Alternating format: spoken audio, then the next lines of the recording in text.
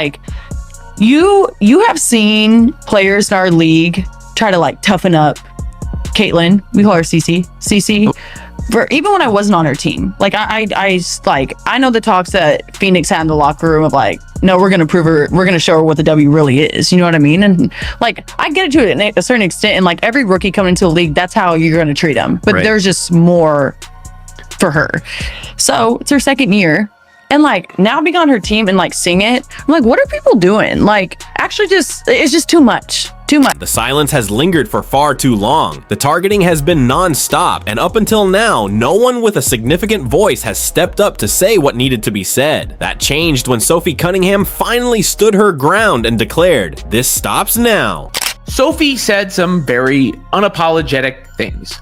The kind of things that have made her beloved by Fever fans and continued to have her adversaries and detractors crash out. I mean, that's pretty much as simple as you can put it. I mean, the phenomenon of Sophie Cunningham is in large part due to Caitlin Clark, right? Sophie comes over, she protects Caitlin Clark in that Connecticut Sun game, throws JC Sheldon to the floor.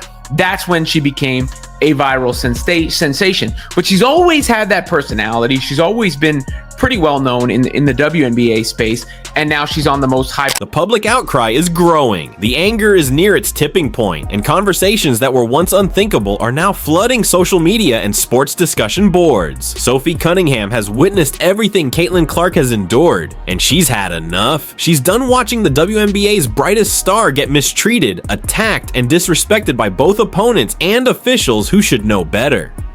Now, we know Caitlin Clark has been seeing a level of attacks, I should say, dealing with WNBA stars in different You have seen players in our league try to like toughen up Caitlin. We call her CC. For even when I wasn't on her team, like I know the talks that Phoenix had in the locker room of like, no, we're gonna prove her, we're gonna show her What unfolded next was unlike anything the WNBA had ever seen. Sophie Cunningham didn't just defend her teammate, she became the bold voice fans had long been waiting for. She confronted a league that appeared to be tearing down its own most marketable player and spoke out with the honesty no one else dared. Many fans were waiting for somebody to do what Sophie did, but Sophie Cunningham was not worried about hurting any feelings on this podcast either. This is what she said about the idea that Caitlin Clark may not be the face of the league, which is, you know, just an asinine concept that has been thrown out by some. And it literally like pisses me off when people are like, she's not the face of the league. If you're enjoying the content, don't forget to subscribe. Now, here's the harsh truth revealed by Sophie Cunningham's rise to prominence. Even having someone like her, a real enforcer, might not be enough to shield Caitlin Clark from a league that seems intent on sabotaging its own rising icon. Cunningham has watched Clark be unfairly targeted in ways that clearly exceed the standard rookie experience. She's lived it, seen it unfold game by game, and fully understands the magnitude of the problem. Wow, all the sports anchors, they're all haters too. That's crazy. They're definitely not analysts. They don't know shit about basketball. Rick?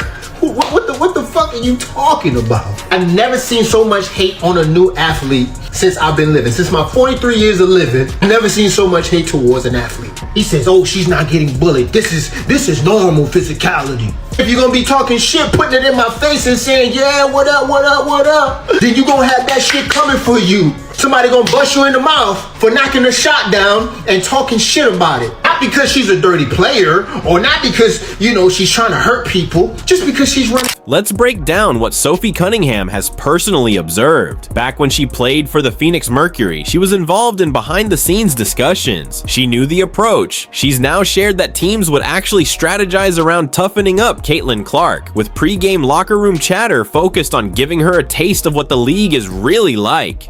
So look, what we all been witnessing right before our eyes about our precious CC, my precious CC, Caitlin Clark, for the ones who didn't know. So basically, she was saying that when they was preparing, when she was on the other team before she came to the Indiana Fever, we talking about Sophie Cunningham. She was basically saying that the Phoenix Mercury players were basically game planning and saying that they was gonna assault her and give her a welcome to the WNBA. Here's where things take an even darker turn. Cunningham has openly admitted that what's happening to Clark far surpasses the usual challenges rookies face.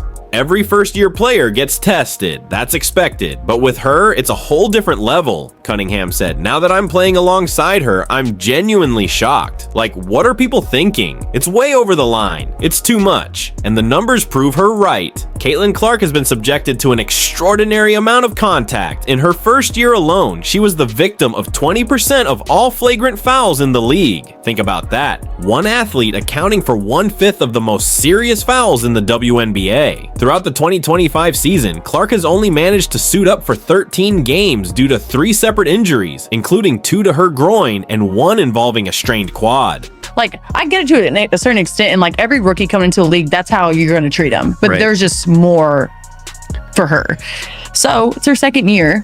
And like now being on her team and like seeing it, I'm like, what are people doing? Like, actually, it's just too much. And like, it's just, I'm over. And if I'm saying it's too much, then it's probably too much. No, that's so fair. Like that. Even more alarming is the escalating pattern Sophie Cunningham has seen firsthand. From Kennedy Carter's blatant cheap shot that was somehow deemed just a common foul, to Alyssa Thomas's body check that escaped any flagrant designation, to Marina Mabry's shove that floored Clark. These episodes continue to pile up, and yet game officials continue to stay silent. What gives Cunningham's support for Clark such power is that it comes from a place of authority and firsthand knowledge. She's not just speculating. She's a seasoned WNBA player in her 6th year, someone who used to play against Clark and now shares the court with her.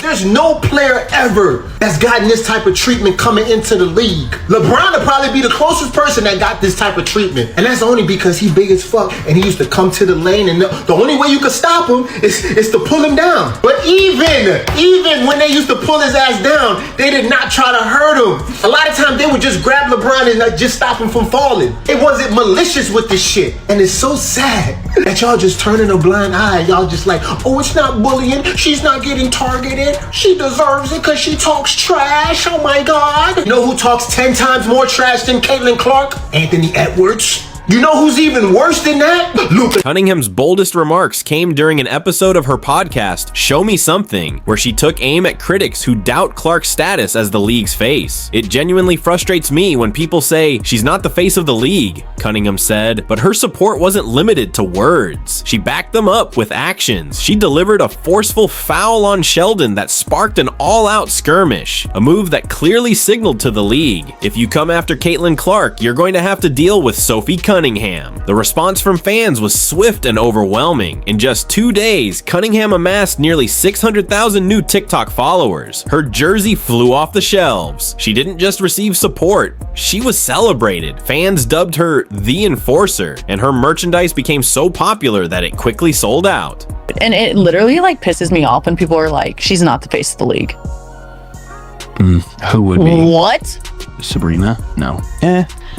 No, there's really good, well-known people in our league. I'm not discrediting them. Like, we have a lot of badasses in our league. Yeah. Like, hell yeah to that. I'm all for that. But when people try to argue that she's not the face of our league, or if our league would be where we're at without her, you're dumb as shit. Yeah. You're literally dumb as fuck. Cunningham hasn't just criticized players. She's also taken aim at referees who've consistently failed to protect Caitlin Clark. One of her most pointed messages came via a TikTok post. The league's reaction, predictable. They slapped Cunningham with a $500 fine for the video. Her response, absolutely brilliant. They fined me $500 for this TikTok. I don't know why. It honestly makes me laugh. Like, sure, take the money, but really, you'd think the league has bigger things to worry about right now. In a heated game against the Connecticut Sun, Cunningham took an elbow to the face. No whistle was blown. Later, during a scramble with the LA Sparks, she was grabbed by the neck. Again, no foul called. The same mistreatment Clark has endured all season is now bleeding over to anyone who dares stand in her defense.